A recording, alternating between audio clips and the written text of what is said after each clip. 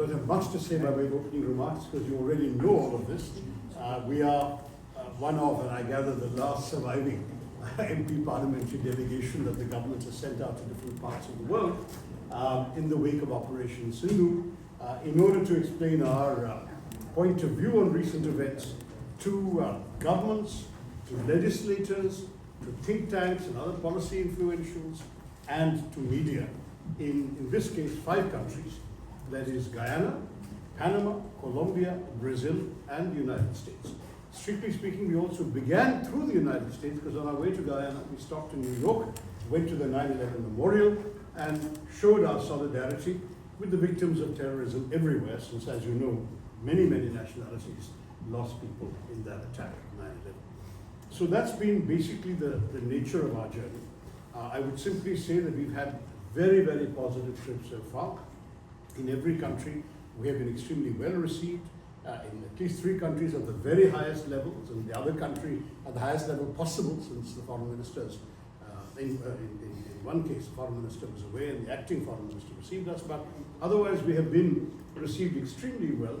And what we found everywhere was that we got a very clear, unambiguous expression of not only understanding but of solidarity for us and for our message. That is essentially what I want to say by way of an opening remark. I'm sure you'll have more detailed questions. I'm very happy to answer. Yeah. Srivaji. Seema Siroi, Economic Times. I'm a columnist. I wanted to ask you, what was the response? If you can give us a flavor of your meetings on the Hill. Is it likely that the Senate or the House might actually say something officially in terms of a resolution or a statement? Well, we didn't request a formal Senate resolution. Our interest was more in talking to those who were willing to talk to us and giving our point of view. But what was interesting was that in all 3 sets of conversations, we got very positive feedback from all the attendees. So we first met with the India caucus representatives, both the co-chairs came, a couple of others came. Then we had a meeting with the House Foreign Affairs Committee representatives, where we had the Foreign Affairs Committee and the chairs of 2 of the key subcommittees, that is the South Asia and the East Asia subcommittees. And then we had a very good session with the Senate Foreign Relations Committee with half a dozen senators, 5 of whom are on the Foreign Affairs Committee and 1 from the Intelligence Committee. So across this, we didn't have a single skeptical or negative voice. On the contrary, what we got was very, very positive responses. The 2 key lines I would use are: number 1, total support and solidarity for India in its fight against terrorism, and second, complete understanding of India's right to defend itself against terrorism. So on both these points, very, very clear, and many of them spoke. I mean, the Senate, of course, it was not possible for media to come into that area, but the 2 House meetings, as the congressmen came out, they were happy to give sound bites to awaiting media and say this on the record. So I think, if I'm not mistaken, our colleague from ANI has at least 2 or 3 congressmen on the record. Is that right, Ayushi? Yeah. So there's been, and I will say, I'm sure, judging by the tone of what they said, that if the Senate people had media available, they would have said the same thing. They were rushing off to a vote in the Senate. But broadly speaking, we have left the Hill very pleased with the quality of the conversations, the level of interest. And one thing that is you should know, because it's common not only to the Hill but to all the countries we've been to, is that though everyone knows we're there for a particular mission and they've shown all the empathy possible, at the same time there is tremendous interest in every country and on the Hill in strengthening relations with India across the board. It's not just a question of standing with us against terror. They also are thinking positively about economic development, cooperation, trade, investment. In fact, there was a separate meeting which some of us had. I couldn't go because I was in the National Press Club, but I think my colleague Shashank Mani Tripathi can tell you, Shashank, why don't you, on precisely some of these issues that came up. Yeah. Yeah, we just came out, 3 of us, from a meeting with Chairperson Lisa McLean.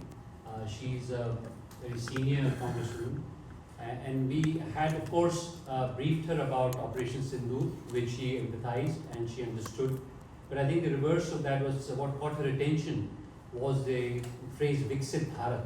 When we talked about that how from approximately 4 trillion we want to at least go 5-6 times that over the next 22 years. And that economic journey is something which is attractive. And then we talked about various things in terms of digital alliances, in terms of defense, in terms of some of the things which you can do with entrepreneurship. It was very interesting that I also told her about the women reservation bill, and she was rather excited about that. I did make mention of the fact that women are balance sheet builders and men are profit and loss people, and she took that to heart. So I think there was a bonhomie which was much beyond what we have come here to do. I think we've actually delivered the core message that there is zero tolerance for terrorism, and across the patch, considering this country itself has suffered from it, there was unanimity in that. But what was really exciting, not least because of the diaspora Indian community, there was another dimension which opened up, both with respect to the diaspora as well as the economic journey that we are on.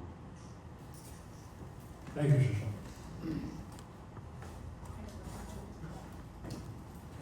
Chidanand Raj, the Times of India.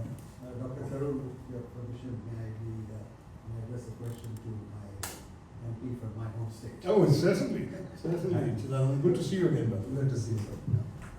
Tejas Surya. Just to follow up on Bilal Bhutto's remark, comparing Prime Minister Modi and your party to Temu and the version of Netanyahu. I thought it was the Pakistanis who bought from Temu and Indians bought from Amazon or one of the bigger markets. So just wanted to address that, and you can also tell me during your discussions if you have sensed on the Hill, if you have sensed more pressure on India, on your delegation to buy more arms from the United States, because the Commerce Secretary was very transparent that he wants us to not buy from Russia, stuff from the United States. So Well, thank you. Bhutto has been calling his delegation as a peace delegation, and it is quite ironical that Pakistani delegation, is speaking the language of peace. It's like the devil quoting from the scriptures. For a country that is trying to create fake heroes by promoting fake generals to field marshals, they don't know what true leaders look like. Of late, Pakistan has been surviving on cheap Chinese imports, including their military hardware, which spectacularly failed in the battlefield. So perhaps it is hard for them to digest high quality, high caliber military hardware as well as strong democratic leadership on the other side of the border. So I wouldn't fault Mr. Bhutto for the comments that he made. But I can tell you that in the last few days in the countries that we visited, as well as the discussions that we had today with various senators and congressmen, there is absolutely no sympathy towards the Pakistani cause. There has been an unequivocal support insofar as India's position is concerned. And I would just want to, take this opportunity to give you 5 names from India and Pakistan, which clearly demonstrate what India stands for and what Pakistan stands for in the American eyes. Ramzi Youssef, 1993, World Trade Center bomb blasting. David Headley, 26/11, charges of conspiracy reconnaissance. Abid Nazir, March 2015, conspiracy to bomb targets in Europe, US, work with Al-Qaeda. Syed Rizwan Farouk, San Bernardino attack, California, 14 killed, 2015 March. Abdullah Khan, Jeddah, US consulate suicide bombing, July 2016. And 5 Indian names: Indra Nui, Sundar Pichai, Ajay Banga, Satya Nadella, Kash Patel, Shantanu Narayan.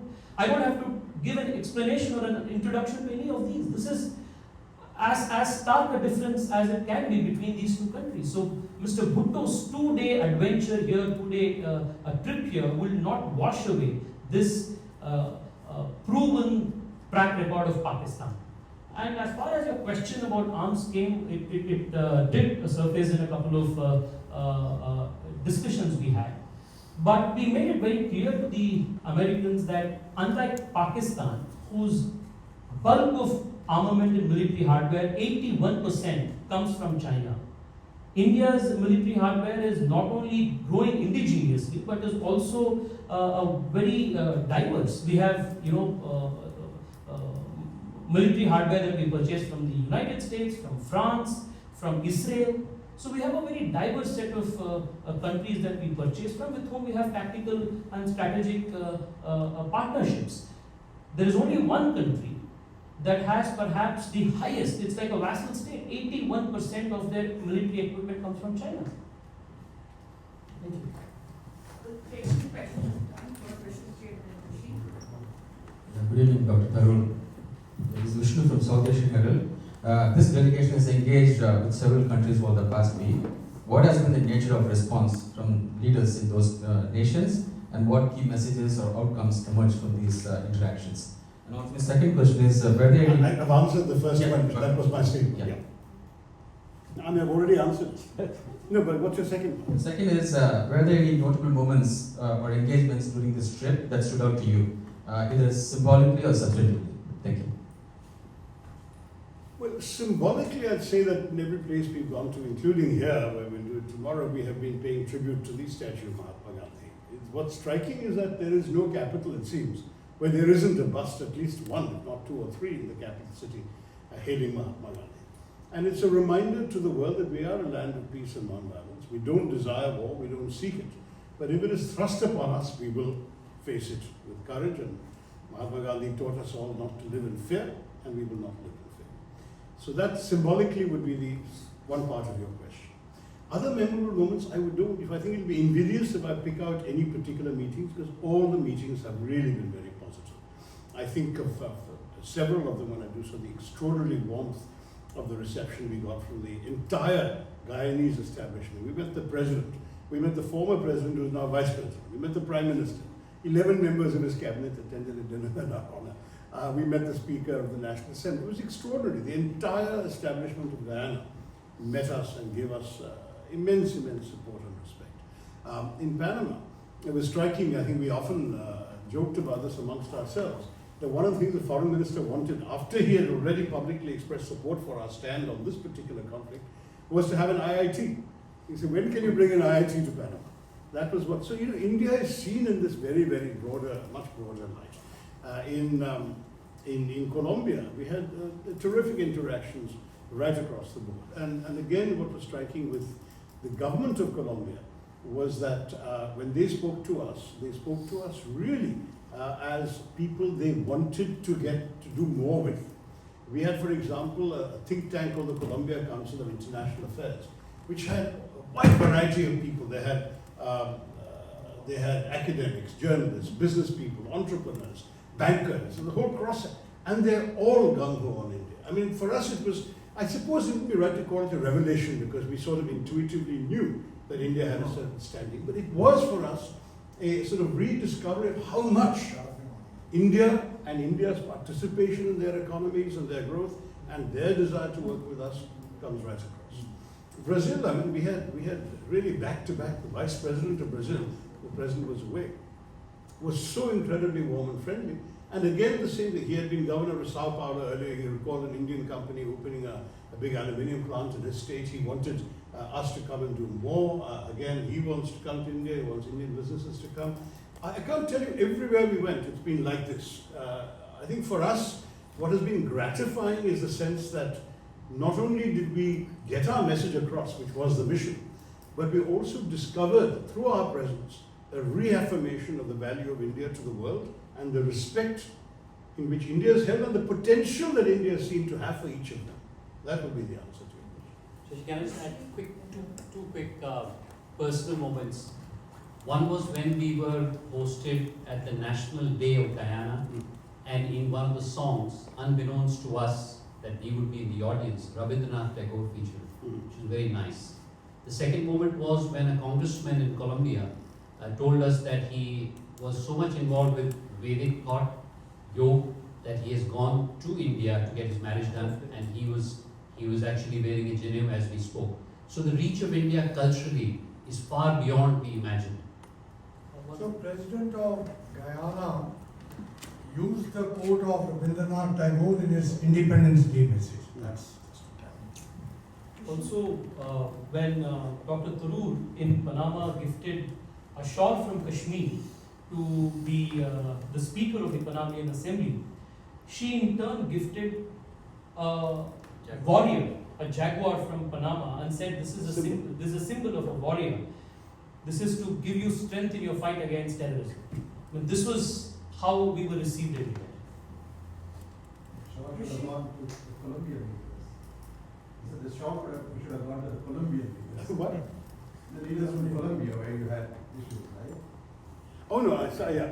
Well, in Colombia, as you know, they had issued a slightly disappointing statement at the time of Sindoor, in which they issued heartfelt condolences to the victims in Pakistan, quote unquote, and we were taken aback. And it so happened unusually that we began our visit to Colombia with a press conference.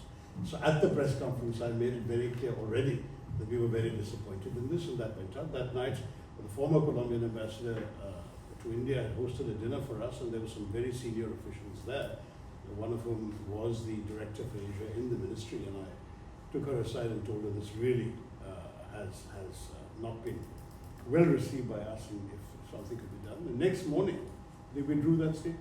So I mean, it was for us. Yes, you can see it as a fine gesture on their part. It was also again a sign that they do something sometimes without particularly knowing the full context and details. Everyone is in favor of peace, and if you're far, far away from a particular conflict, you will tend to just issue something fairly routine. And then when you have the context explained and the whole circumstances explained, you could see the better of it. And I think that was again one of the benefits of this delegation going up. If we hadn't, that might have been the last word on the record in Colombia. Dr. Rishi Iyengar from Foreign Policy magazine. So India, as was mentioned earlier, there's a Pakistani delegation also in town here.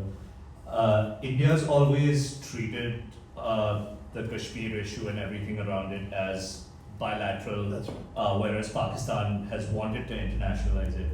How do you square that idea with sending out delegations such as yours to engage and frankly internationalize the issue? No, it's not internationalizing. It actually, each delegation is functioning in the spirit of a bilateral dialogue with the country concerned. And every time that anybody asks, and that includes on the Hill, will you talk to the Pakistanis, or would mediation help so you can promote dialogue? Our answer is very clear. We cannot talk to people who are pointing a gun at our heads. And frankly, until and unless there is a serious effort being made by Pakistan to dismantle the infrastructure of terrorism, to arrest some of the well-known figures who are on not only the United Nations Committee's list, but even in the US State Department's designated terrorist list. If they can't be arrested, if their bank accounts can't be frozen, if their training academies, training camps can't be shut down, if all of these things won't be done by Pakistan, why should we talk to them? It's very simple. I mean, it's if your neighbor attacks your children with their attacked dogs and then says, let's talk, will you talk to them until they put away the attacked dogs, or euthanize them, or lock them up in a cage, or leash them at least? They've done none of those things. So for us, the message was very clear. No, we're not going to talk. And the reason we're not going to talk is because of the way they're behaving, not because we don't like to talk. I often say we can talk to Pakistan in practically every language they speak there. We have no shortage we don't need a third party to come between us and help us talk to them. But we won't talk to them until they give us some indication that they're worth talking to. I pointed out the entire experience of 2003 to 8, which was the peak of dialogue between India and Pakistan. Relations were good, there was open dialogue going on, and there was back-channel talks between Prime Minister Manmohan Singh's envoy and General Musharraf's envoy. In 2008, President Zardari's government came to power on a pro-peace with India platform. His foreign minister Shah Mahmood Qureshi was in Delhi on the day of 26/11 to sign a liberalized visa regime with India. What happened? So while you're talking peace with these people, having dialogue, and everyone is giving you great assurances, some other elements in that society, in that state, deep or whatever you want to call it, came and started killing, in our case, 170 of our citizens, and not just our citizens, Americans and other nationalities were also killed in Mumbai in 2016. So what is the point of talking to people if they can't even control what their own instruments, agencies and elements they have created in their society? If they can't control what they're doing to us, why bother to talk to them? If people we talk to are unable or unwilling to actually give us the peace we're talking about, then why talk? So just as a quick follow-up, have you had to dispel any, on your visits, have you had to dispel any sort of re-hyphenation of India and Pakistan? There hasn't been, because this answer is fully understood, first of all. Nobody has pushed back, not even senators and congressmen who asked this question, pushed back when we pointed this out. They understood the logic that you don't talk to people who are doing this to you. But on the whole question of hyphenation, I've pointed out repeatedly there can be no equivalence between a country sending terrorists and a country having its civilians killed, holidaymakers, tourists, men shot down in front of their wives and children after being asked their religion. And this kind of thing has been absolutely reprehensible, outrageous. Second, there can be no equivalence between people who are attacking and those who are defending themselves and their people and their territory and their sovereignty. There can be no equivalence. So there's no question. I said this is not about India and Pakistan. This is about India and terrorism inflicted on India. So India will act against terror, wherever it comes from. If it's coming from Pakistan, tough. They should deal with their own problems. And then they are going around, I understand, this delegation saying, oh, but we are also victims of terrorism. We have lost more lives to terrorism than India has, and so on. The question you turn around and say, whose fault is that? As Hillary Clinton famously said 10 years ago, what did she say? You can't breed vipers in your backyard and expect it to bite only your neighbors. It's the old classic lesson of Dr. Frankenstein. You build a monster, it leaves your control. That's why they're now getting terrorist attacks by the Tehreek-e-Taliban Pakistan. But who created Taliban from which the Tehreek-e-Taliban broke off? We all know the answer to that. So let Pakistan look inside itself. Let it do some serious interior reflection before it goes around pleading innocence, deniability, and everything else. So can I just add one sentence?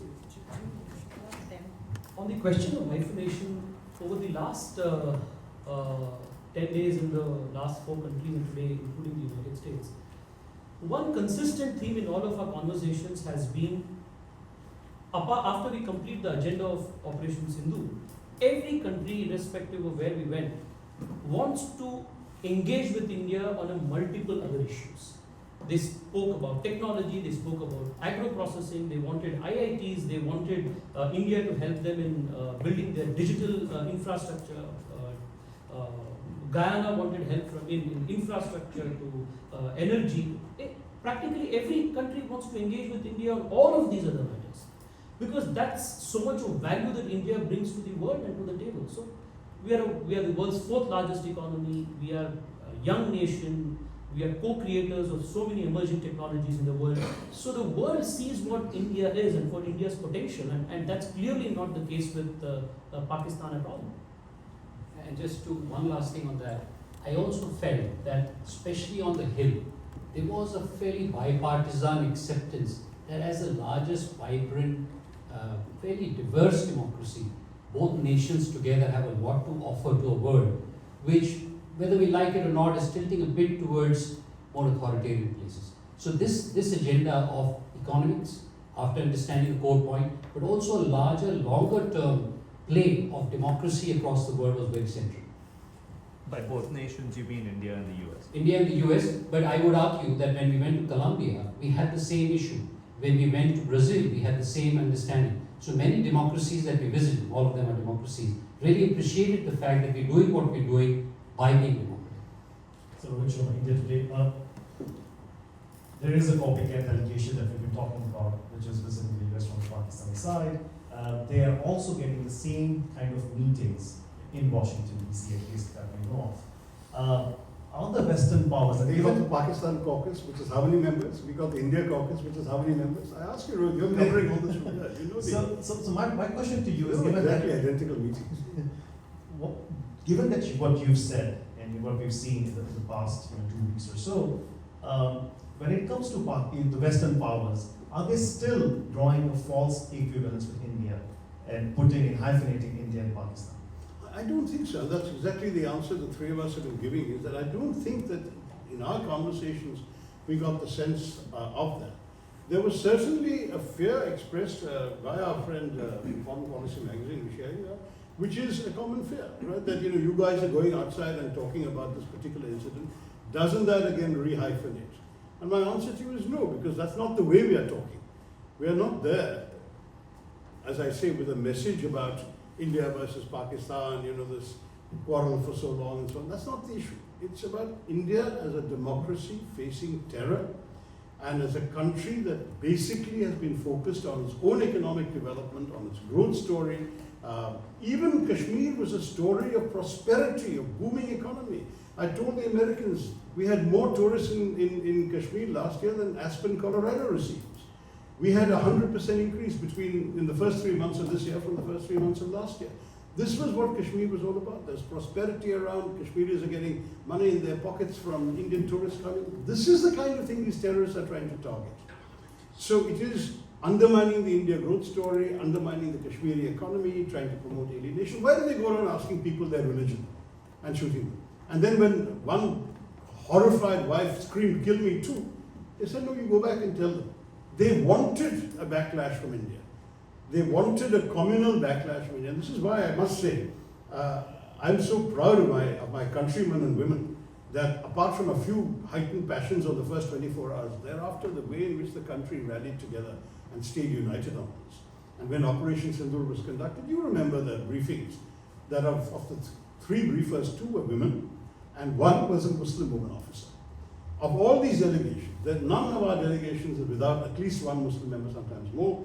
Safraz Ahmed is with me here, and he can speak very, very openly about the fact that this is about terrorism. It's not about religion. It's not about communal issues. It's not about bilateral India-Pakistan, historical antecedents, whatever. It's pure and simple about one set of people using terrorism as an instrument of state policy.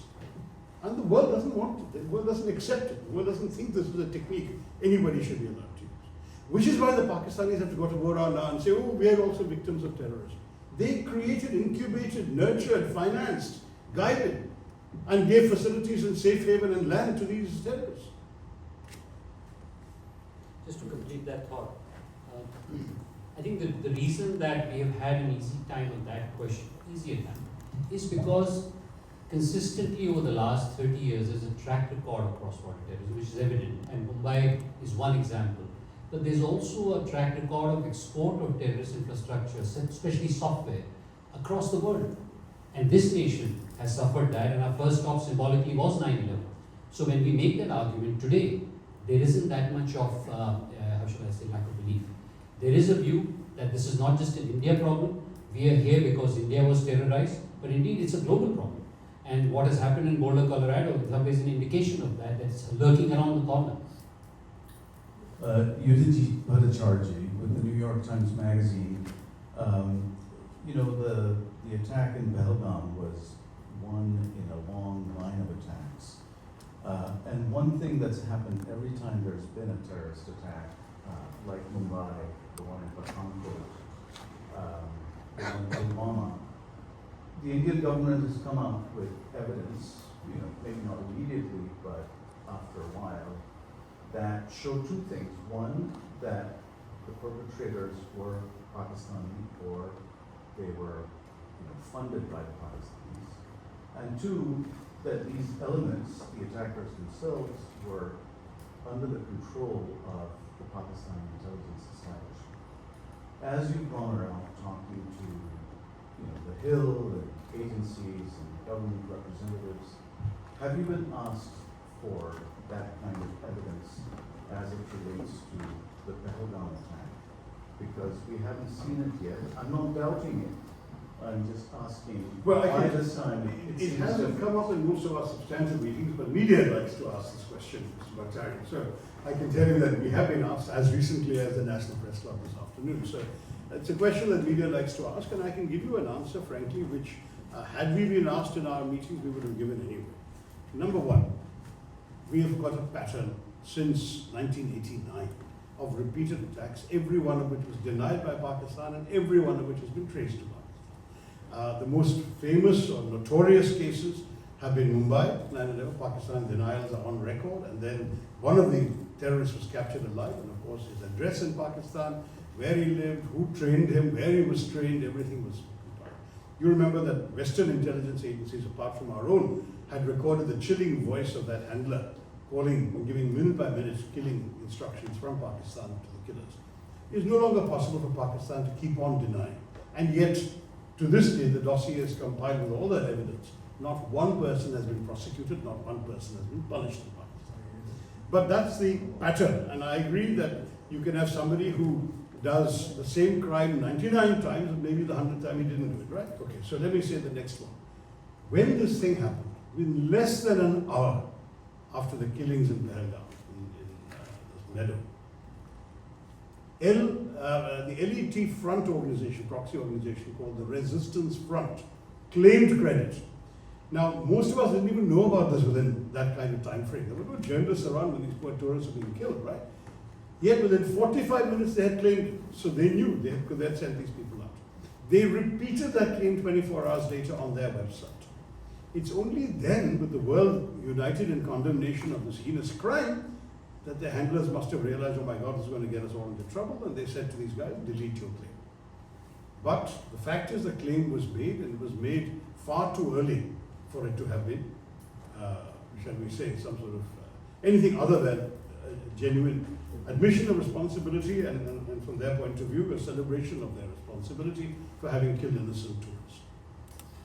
Third, India doesn't go to war on supposition and hypotheses. I can only say this much, that our intelligence agencies have identified, at least when I left it, at least 4 of the 5 perpetrators. And they know their identities.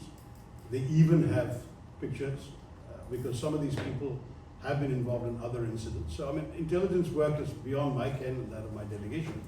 But they have confirmed to us that 2 are Pakistanis and 2 others are locals who are known to have gone, or as the word is used, to have exfiltrated from Indian Kashmir to Pakistan 10 years ago.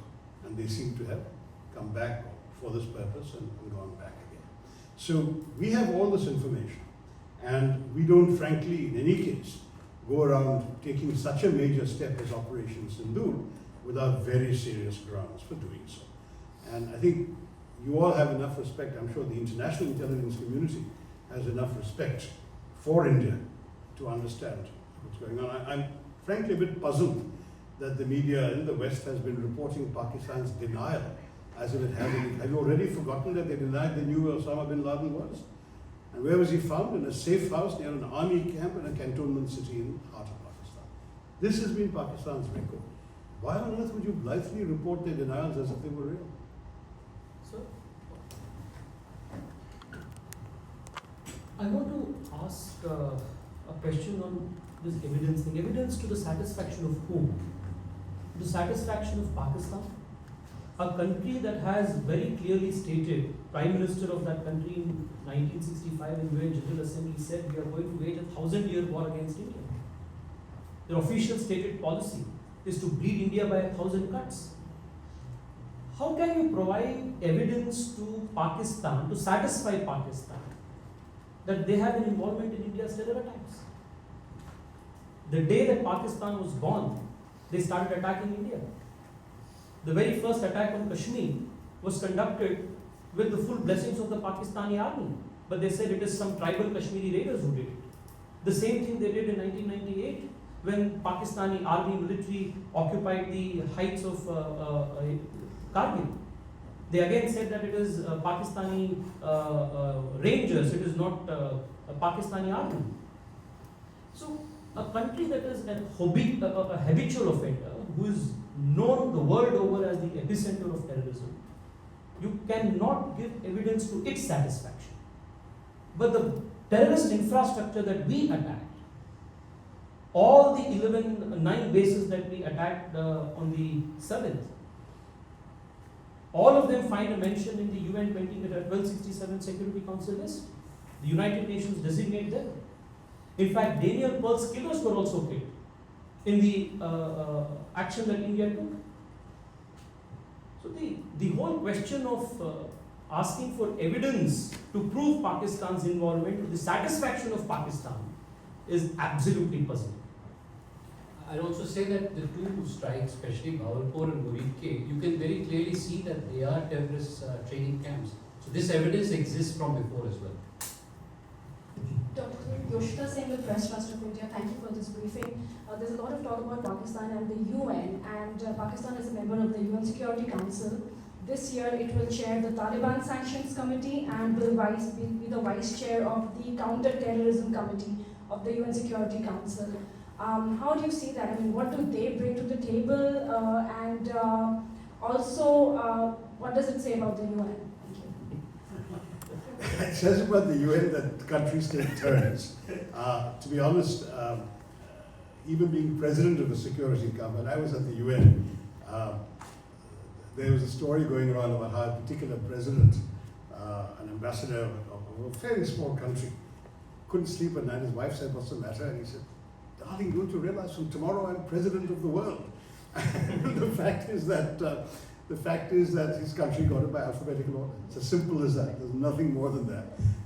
And many of these positions are rotational. I want to tell you that there is a number of UN institutions and committees, and so one shouldn't exaggerate. All the members of the council automatically belong to all these committees, and chairmanship rotates. So you've got the Counter-Terrorism Committee established under Resolution 1373, it's known as the 1373 Committee, which requires states to criminalize acts associated with terrorism. I think that's the one that you may have been asking about. There is also a whole series of other committees established, 1267, which you mentioned, 1989, 2253. All of these were specific to certain groups. So one was about ISIL or Daesh, one was about Al-Qaeda, one was about Taliban, and so on. I think it's the Taliban committee these guys have got. I don't know what the feelings of the Afghans are about this, but there you are. Then there is a committee pursuant to Resolution 1540, and that one deals with preventing non-state actors from acquiring, developing, or using nuclear weapons. It would have been really funny if Pakistan had been given that particular chairmanship, but that at least mercifully has not happened. I mention all this not because there's any particular significance to it. These are committees that meet, they review submissions. If any country were to give a submission about the Taliban, it will be discussed under the chairmanship of Pakistan. But to the best of my knowledge, and I've been gone from the UN for some time, they all work on consensus. So there is no way that the chairman, whoever it may be, can get a particular point of view through or get something accepted or rejected merely by virtue of being chairman. The others will weigh in very heavily, and we are not exactly friendless in the Security Council and therefore in its committees. It is quite interesting that I will not name the two countries, but two countries and fairly senior leaders themselves, suo motu, said that we should have a permanent role. So this whole idea of Security Council that we've been saying, what was very interesting for us, that other countries are thinking the same about India, which is a very helpful thing. So we're closing on the last 5 minutes. Any last questions? He wanted to say something. No, Taranjit, please. We can extend a little over the time, it's all right. Well, I was just amused at your comment on the UN. I think it also implies that how seriously Pakistan will take terrorism, and especially in its responsible position they are given. And it also talks of, you have a very high-powered parliamentary delegation led by Mr. Bhutto.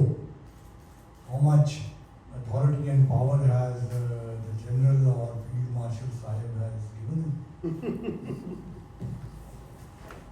And they're not only parliamentarians, there are a couple of former foreign secretaries and so on. It's not a parliamentary delegation, Pakistani. So last two questions, Yashwantji and then Anilji. And I'm sorry, second round is not possible. We're going to come short of time for the next event. Yeah, thank you so much. And delegation, welcome to the city. Hope you're having some time. My question is to you.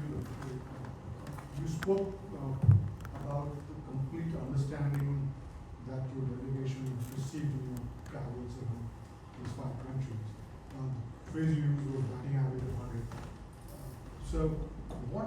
their response to what you said about the Pakistanis and their role, continued role in cross-border terrorism? Was there disbelief, or they said, oh, of course we know this, you preach it to the converted? What were their responses? And I'm not just talking about the US, because everywhere we went, the points we made were all, shall we say, clinching. Everything that I've said to you today is incontrovertible. There's nothing here that's either controversial or challenged, or everything. Where was Osama bin Laden found? Who did Mumbai? Who has conducted these other attacks? Which agencies, if you can call them that, which terrorist organizations and individuals are listed in the UN committee? All of this is incontrovertible stuff, and so they know. I mean, I think it didn't surprise us that that nobody came back and said, "Oh, but we love Pakistan; they're a great country." Everyone either took it exactly the way we had told them, or they specifically went out of their way to stress that they had no sympathy for what Pakistan had done. But at the same time, you know, as I say repeatedly, this is not about Pakistan. And frankly, we don't care one way or the other what Pakistan is doing to itself. We do care about what Pakistan is doing to us and to our citizens. That's all the only issue is. So stop terrorism, and then you can be who you want to be, do what you like, or what you want, shop at Tingu as much as you like. But the fact is, don't bother us, leave us alone. I mean, that sort of thing is the message. So, you know, we are not going around asking for sanctions on Pakistan or whatever. We are basically saying, you want to talk to the Pakistanis, tell them, why do you give safe haven to these terrorists? Why do you allow them to function? Why are you permitting this kind of activity against your neighbor? Those questions you ask. Don't ask us otherwise. You know, this didn't happen from the heavens. It happened from one particular place, and that was Pakistan. Last question. I'm Neil Amrata from Pudari newspaper and Pudari TV channel. Sir, how do you see these briefings impacting India-US relations, especially in terms of counter-terrorism efforts? You mean India's counter-terrorism efforts, or The briefings, how does it impact India-US relations? India-US relations? Well, I think that you all sitting here will be in a better position to judge. It's part, for us, it's one more element in a very large and wide-ranging relationship. It shows that we are giving the US the respect they deserve and giving them our side of the story, answering any questions they may have, offering any clarifications they may have. And at the same time, from our point of view, this is a relationship that matters way beyond this particular issue. And I think, as all my colleagues have also been pointing out, that's the spirit in which these folks have also approached it. They are showing us solidarity, they're showing us understanding, and equally they want to talk about much bigger things and many other matters. So for us, this still is not something we want people to forget. I know that in many countries far away from India, it was a 3-day story and then it's been forgotten, it's no longer top of the mind on people. And we just want to tell them, we understand you've got many other issues to deal with, but don't forget what happened to us, don't forget why we did what we did, and bear this in mind if they do it again. I mean, that is also a message, because we know the terrorist facilities we sort of destroyed can be rebuilt in 6 to 9 months. And if they start this game again because Pakistan enables them to do so, or wants them to do so, then they should be prepared. And our Prime Minister said very clearly, Operation Sindoor is not over. Doesn't mean that we are attacking anybody. It just means that if terrorism resumes, so will our reaction resume. If they hit, we will hit back, and we'll hit back very hard. If they leave us alone, we'll be happy to leave them alone. We have no desire to do anything else. This is broadly the thrust of what we are assuring. One last I'm question. sure we have time for a few more questions, but again, it has to go in the order that they should be asked. Hi, Dr. Tharoor, moving away from Pakistan, the issue of trade surfaced in your discussions with lawmakers on the Hill, and specifically if you can put on your hat or coat as an MP from Kerala and reflect on why is it that our revenues from spice trade is so low? I mean, every time I go to Costco and see, Malabar pepper or cherry pepper selling for $2.99, it burns me up. I mean, this is black gold, Used to be. Yeah. And and trade is an issue which affects every state. So if other MPs want to cut in, I would not be here because if the Americans are going to shove their soy and wheat and dairy products down our throat, you know, I'd love to hear what the reactions were. Okay. So trade didn't come up in the context of the Pahalgam attacks, except again once from the media at the National Press Club this afternoon, the question was asked.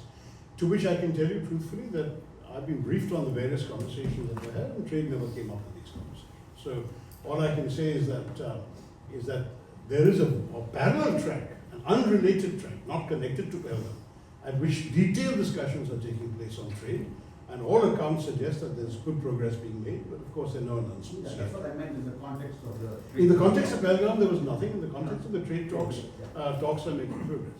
On spices and other items being cheap, I mean, the sad truth is it's a market-driven logic. You know, at one point, as you said, pepper was black gold because the only place you could get it was India. Today it's being grown anywhere else. So if you start raising your prices, others will undercut you. The same has happened to tea. I've met tea planters who say that our tea is now not economical to sell because we're being so massively undercut by Kenyan tea and Ethiopian tea.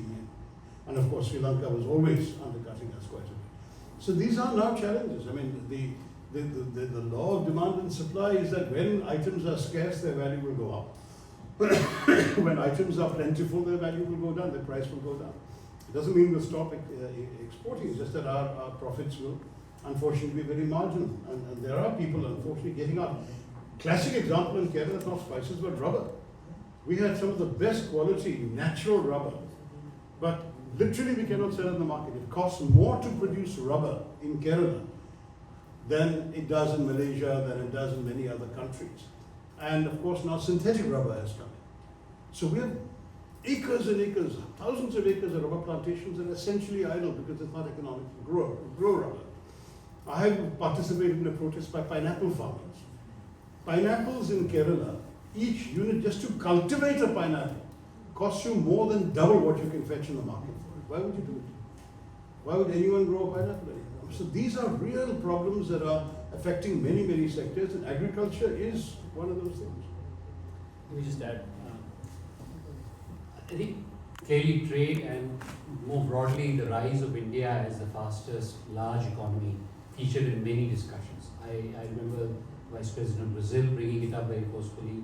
I think today's meeting with Lisa McLean also brought that up. And I think it's clearly about the current, may I say, volatility on trade as to where it will finally land. That's one aspect which I may not want to comment on. But there's genuine desire in all these countries, starting with Guyana up to USA, to do a lot more with our nation for two reasons. One of which is that there is also some political convergence, that the way you're going about your economic activity is democratic and decentralized. And there was a lot of resonance in many countries about that, Colombia including. And I won't name another large country which is doing it the opposite way. But I think what came across to us was this great desire to do more entrepreneurially, citizen to citizen. And I'd also say the second aspect, especially in the United States, but also in many other countries, is that the diaspora is very interested in that. They want to take part in economic activity for two reasons, one of which is to make sure that they have some economic gain, but also culturally. So I think there's a mixture of great economic power rising with a 35 million diaspora across the world, which is also rooting for that.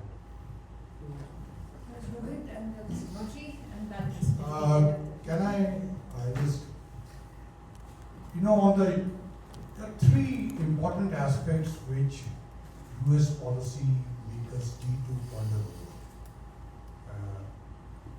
Firstly, on terrorism. What kind of impact it has had on the United States, my colleague has already underlined. And since we have seen that the Pakistan Army General and Field Marshal have been fated, and it is stated that Pakistan Army is in full control of Pakistan. So therefore, terrorism then must be curbed there. It cannot be part of or instrument of foreign policy. And that United States policymakers need to be focused on, because that terrorism in the past has hit the United States, it can hit in the future too. The second part is on democracy. We have seen that whenever there is pressure on Pakistan Army, it finds a convenient way of creating tensions with India. This has a history, and you can see it at present also. Now, that aspect certainly needs to be, that message needs to go. And the third is the strategic part. There is a larger geopolitical play. I don't think anybody needs to be explained that Pakistan is the front for China. And I think the US policymakers need to be conscious of. So these are the 3 points I just wanted to sir first can ask you question Hindi बोलिए sir हम बार बार देखते हैं पाकिस्तान की ओर से ये हमेशा से एक टॉकिंग पॉइंट रहा है कि the condition of Muslims in India और इस तरह की चीज़ें 2 दिन पहले भी हमने देखा बिलावल भुट्टो ने भी इस बात का एक बात कही and then he had to back that statement as somebody who's from the community आप क्या कहना चाहेंगे इस तरह के जो आरोप लगते रहते हैं बार बार पाकिस्तान से देखिए आप लोग तो हिंदी और उर्दू कुछ समझते भी होंगे, बहुत शॉर्ट में मैं कहूँगा। एक शायरी कहा गया है, हम लोग हिंदुस्तानी लोग हम आह भी करते हैं तो हो जाते हैं बदनाम, और वो कत्ल भी करते हैं तो चर्चा नहीं होती। आप समझ गए होंगे। हम टेररिस्ट कैंप को जाके बम्बार्ड करते हैं, ख़त्म करते हैं, तो उनकी बड़ी परेशानी पड़ती है। और वो हमारे सीनियर बेचारे सीनियर सिटीजन, नए नए विवाहित लोग, कपल्स लोग जो टूरिस्ट हैं, उनको आकर के मार के निकल जाते हैं। तो और एक बात सुन लीजिए, पाकिस्तान को इंडियन मुस्लिम की चिंता करने की ज़रूरत नहीं है। India is a biggest democratic country in the world, proof है। And we have all the rights and duties and freedom what my sisters and brothers are having. We participate in government formation fully, more than some of them. इसलिए पाकिस्तान, अभी जो पाकिस्तानी हैं वो क्या थे, वो तो हिंदुस्तानी वो भी थे। अब ना वो हमसे लड़ने के लिए तैयार हो जाते हैं, हमारी चिंता करने की ज़रूरत उनको बिल्कुल नहीं है। उन्होंने ही पाकिस्तान बनाया, और आधा पाकिस्तान कहाँ चला गया? ये जो लोग अभी पाकिस्तान में रूलर हैं, उन्हीं के कारण आधा पाकिस्तान बांग्लादेश बन गया, because of their act and behaviour, and still they are doing the same thing repetition. कितना बार हमसे बात करने के बाद भी वो यू टर्न मार के फिर अपनी एक्टिविटीज को छोड़ते नहीं है। तो it is a terrorist state we can call. बस thank you very much. Emerging, last question.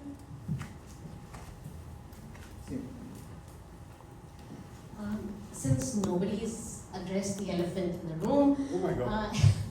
I'm not being slain and what are the the big elephant being the discrepancy between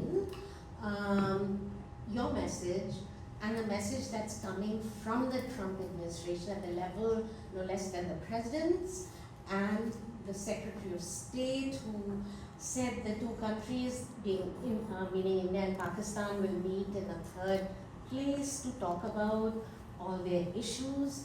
So that's one question. Are you meeting anybody in the executive branch? Number 2, what's your read on why the American establishment can't get this message about the vipers and then China's front is Pakistan, etc. Where is that gap and how do you plan to fill it? Yes, most definitely we're meeting people in the executive branch. Every country we go to, it's been the executive branch, the legislative branch, think tanks and policy walks, and media. And of course there were some public interactions such as with diaspora groups in some countries where there's significant diaspora, bigger or smaller interactions. And we're going to do one tonight, as you're probably aware, since you're not part of the diaspora. So that's the range of things. We've got 2 more days in Washington. Some appointments are still being finalized, and when they are, I know the embassy will certainly share with you the information. But the quality of the appointments we've had on the Hill today augur very well for the way in which our mission has been received. And certainly we couldn't have literally had a better set of interlocutors on the Hill than the ones we have today. Imagine not just the India caucus, but also the chair of the Foreign Affairs Committee, the chair of the South Asia subcommittee, the chair of the East Asia subcommittee, co-chairs in all cases, then the Senate chair, a ranking member, and others of the Foreign Affairs Committee, and the Senate Intelligence Committee, Senator Warner. So you really had the kind of conversations that we would have wished we could have had when we left Delhi. Absolutely no sort of, oh my gosh, what a pity we didn't say him, whatever. Nobody like that. So the Hill done very well, and we still haven't finished, so there may be other opportunities as well. But in any case, our focus will shift a little bit now to the executive branch, and there will be meetings in the next couple of days, plus possibly additional meetings on the Hill as well. And then the embassy will keep you posted. So it's not an elephant at all. No, but what's your read on the American messaging, which was hyphenation, which was, the executive branch's messaging? Seema, I think you've lived here long enough to realize that India is not necessarily top of the mind amongst the various controversial issues in this country.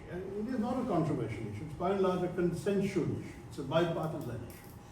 People don't spend a lot of time worrying about it, whereas they do spend time worrying about Russia, Ukraine, or Israel, Gaza, or the big bad, bigger part, the big beautiful bill, and all of these other things is what's on their minds, right? So there's got plenty going on. We wanted to just tell them, there are these considerations. We hope you understand our point of view. Yes, we understood now, we've heard you, no problem. That is mission accomplished. That's all we wanted.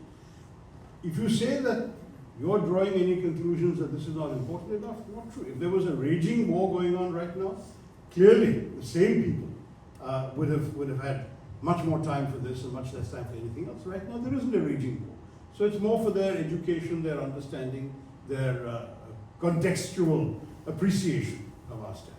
That's all it is. And I think the same will apply whoever we see in the executive branch, because as I said, they've got so many more urgent things to attend to right now. It's more a question of context. Tell them what we want them to hear from us, just to make sure that things are clear. If they have any questions, we'll be very happy to answer them and move on. That's really what we're doing. Just with respect to your second part, which is what the Ambassador Kalamjiji mentioned, I think there's broad consensus that the US, at least the people we met, want to align very well with India longer term, so that the threat of vassal state, the threat of other things. So I don't think there was any issue with respect to consensus that we need to have. I won't say too much more on this issue.